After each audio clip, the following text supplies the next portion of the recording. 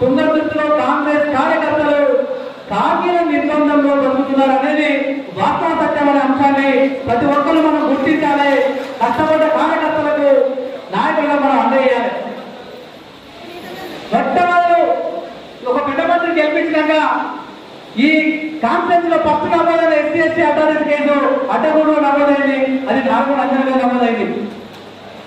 అదే first Sriramachandra case నమోదైంది. అది తుంగతుర్తిలో కాంగ్రెస్ పార్టీ మీదే నమోదైంది.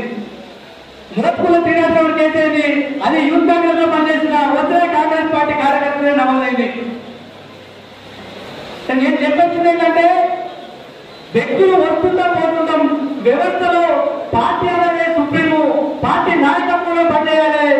ఆ రోజు ఎలక్షన్ల కోసం అందరికీ ఆలోచించడం, ఈరోజు అవసరం తీరగానే అందరినీ కళ్ళమోతుంటాం అంటే కాదు. తుంగతుర్తి కాన్స్టిట్యూన్సీ లో కావచ్చు, భువనగిరి పార్లమెంట్ పరిధిలో కావచ్చు, రాజగోపాల్ రెడ్డి గారు, వెంకటరెడ్డి గారు, దామరెడ్డి గారు కాకుండా కాంగ్రెస్ పార్టీ కాపాడాలని ఉంటే మీరే చూపించండి, మేము వాళ్ళ దగ్గరికి పోతాం.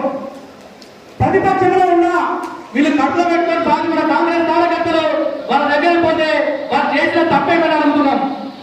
కాంగ్రెస్ పార్టీ కార్యకర్తగా ఉండి భక్తులకు ఇబ్బంది అవుతుందని చెప్పి 3,400 6 లక్షల కాంట్రాక్ట్ ఇప్పిస్తే ఆ కాంట్రాక్ట్ ఆపి స్వయాన ఆ పెద్ద మంది కాంట్రాక్ట్ ఏఈతో మాట్లాడి 2,5 లక్షలు ఖర్చు పెట్టుకున్నాక ఆ వర్క్ ఆర్డర్ మీద తీసుకొచ్చారు. కాంగ్రెస్ పార్టీ వాళ్ళు కష్టపడ్డ కార్యకర్తకు ఇంకొక 15 లక్షలు మాట్లాడి కట్టెపల్లిలో ఒక రోడ్డు వర్క్ పెట్టిస్తే ఎమ్మెల్యే వద్దు వద్దు వద్దు వద్దని ఆ వర్క్ లేకపోయినా ఆపారు. అంటే ఎందుకు ఎవరికోసం పనిచేస్తున్నాం, ఎందుకోసం పనిచేస్తున్నాం? జిల్లా వైస్ ప్రెసిడెంట్ గా యోగానందాచార్యులు ఒక 15 లక్షలు ఖర్చు పెట్టుకుని పార్టీ కోసం పనిచేస్తే ఆయన కూడా వారి కాబట్టి కూడా వ్యక్తులు తీసుకొచ్చి వ్యక్తి మీద కూర్చోబెట్టుకొని 4 ఏళ్ళు కాంగ్రెస్ పార్టీ కోసం పనిచేసి కాంగ్రెస్ పార్టీ కేసులు నుంచి కార్యకర్తలు కాపాడుతున్న వారికి ఇంత బాధ కలిగిస్తే దానికి ఏం సమాధానం చెప్పాలి?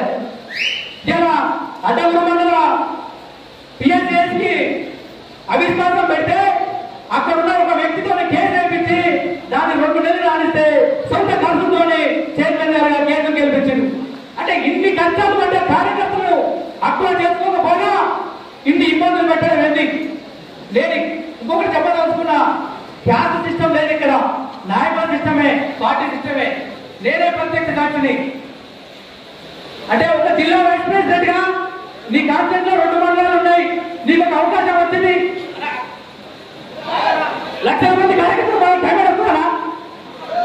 జిల్లా వైస్ ప్రెసిడెంట్ గా పైన సోమిరెడ్డి గారిని అనౌన్స్ చేస్తారంటే సంతోషించాల్సిన మనం, సోమిరెడ్డి గారిని గెలుపు కోసం, నీ టికెట్ కోసం, నీ కోసం, ఈ ప్రాంత పార్టీ ప్రజల కోసం పనిచేసాడు. మంత్రి గారిని బేషరతుగా అంటే ఒక చెప్పుకుని విధంగా మాట్లాడడం, దీన్ని మాత్రం నేను ఖండిస్తున్నా. ఇప్పటికి మనం ఆ విషయం మీద క్షమాపణ చెప్పాలి. ఈ రోజు మీరు ఏమనుకుంటారంటే ఇక ఆయన ఉంటేనే అయిపోతే ఆయన వచ్చిన ఒకరే సంగతి ఉంది.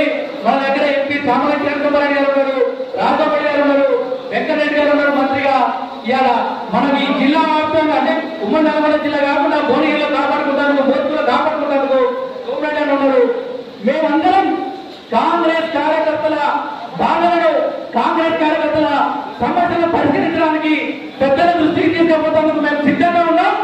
కాంగ్రెస్ ఇతర శక్తులు ఎవరైనా కూడా ఇక్కడ భోజపూర్ అడ్డగూడలో సోమని చెప్పండి, పూర్వపడలు యోగేంద్రచార్య చెప్పండి, పూర్ణగా చెప్పండి, ఈ పెద్దంతా కలిసి మంత్రి ఎంజనీర్ గారి దగ్గరికి, చామల కిరణ్ కుమార్ గారి దగ్గరికి, రాజగోపాల్ గారి తీసుకుపోయి పరిష్కరించే బాధ్యత తీసుకుంటాం.